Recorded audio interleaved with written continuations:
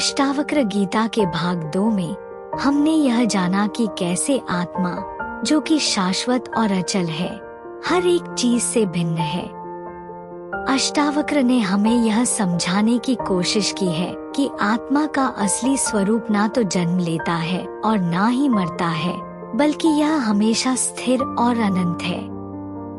भाग 2 में हमें यह पता चला कि शांति और सुख की खोज बाहरी दुनिया में नहीं, बल्कि खुद के भीतर है। आइए अब हम भाग 3, जो कि अष्टावक्र गीता के अध्याय 3 से लिया गया है, उसके हर श्लोक को सरल हिंदी में उदाहरणों के माध्यम से समझते हैं। भाग 3।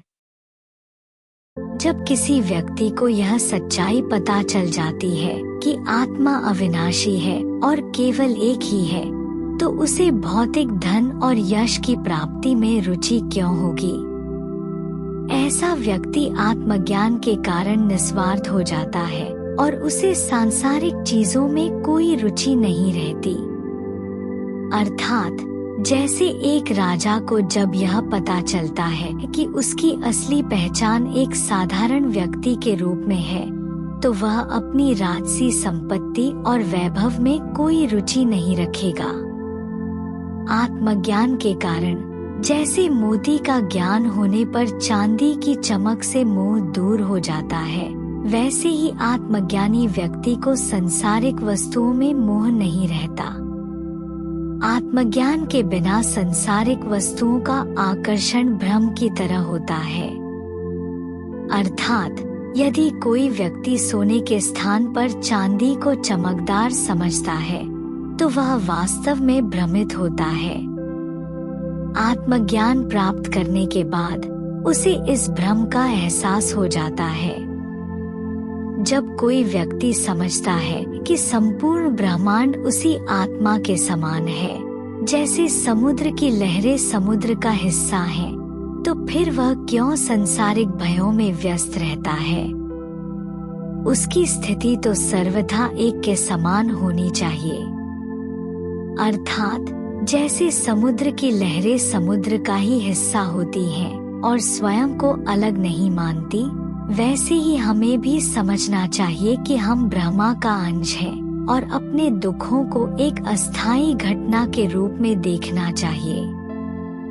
भले ही कोई व्यक्ति आत्मा के शुद्ध और सुंदर स्वरूप को जान ले, फिर भी यदि वह उस ज्ञान में पूर्ण रूप से डूबा नहीं है, तो वह भौतिक संसार के मलिनता को अपने जीवन में स्वीकार कर लेता है।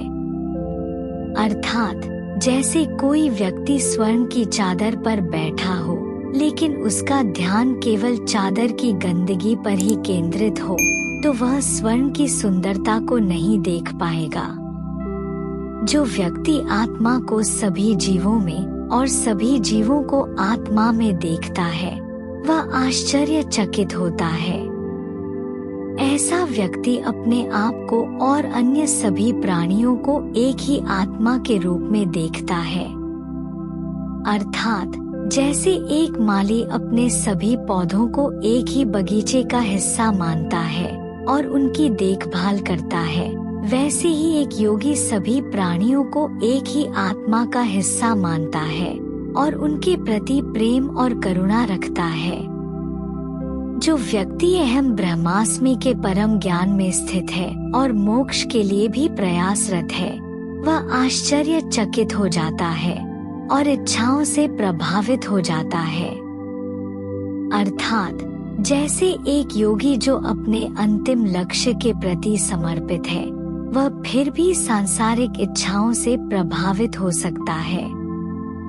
जब कोई व्यक्ति ज्ञान प्राप्त करता है और फिर भी वह कामना की ओर आकर्षित होता है, तो यह समझना चाहिए कि उसकी स्थिति बहुत कमजोर है और यह आश्चर्यजनक है। अर्थात जैसे एक व्यक्ति जो अत्यंत बुद्धिमान है, फिर भी वह साधारण इच्छाओं में फंसा रहता है, यह उसकी कमजोरी को दर्शाता है। जो व्यक्ति संसार और परलोक दोनों में वैराग्यपूर्ण है और नित्य और अस्थायी की विवेचना करता है, उसके लिए मोक्ष प्राप्ति भी आश्चर्यजनक होती है और एक भयावह अनुभव हो सकता है। अर्थात जैसे एक व्यक्ति जो सांसारिक सुखों से पूरी तरह विरक्त हो गया है, वह मोक्ष प्राप्ति को भी अजीब और डरावना मान सकता है। जो व्यक्ति अपनी आत्मा को केवल आत्मा के रूप में देखता है, चाहे वह भोजन के अभाव में हो या पीड़ा में हो, वह ना तो संतुष्ट होता है और ना ही क्रोधित होता है। अर्थात जैसे एक साधक जो केवल आत्मा के सत्य को देखता है, वह भौतिक सुख साधनों या कष्टों से प्रभावित नहीं होता। आत्मज्ञान के साथ व्यक्ति अपने शरीर को एक वस्त्र के समान देखता है और उसे किसी भी प्रशंसा या आलोचना से कोई फर्क नहीं पड़ता। अर्थात जैसे कोई व्यक्ति अपने पुराने कपड़े को ध्यान में रखते हुए उसे गंदा या साफ मानता है, लेकिन उससे प्रभावित नहीं होता। जो व्यक्ति समझता है कि पूरा ब्रह्मांड केवल माया है और उसके प्रति कोई उत्सुकता नहीं रखता, वह मृत्यु के करीब होते हुए भी भयभीत क्यों होगा। अर्थात जैसे एक व्यक्ति जो जानता है कि उसकी वास्तविकता केवल एक खेल है, वह खेल के समाप्त होने से नहीं डरता।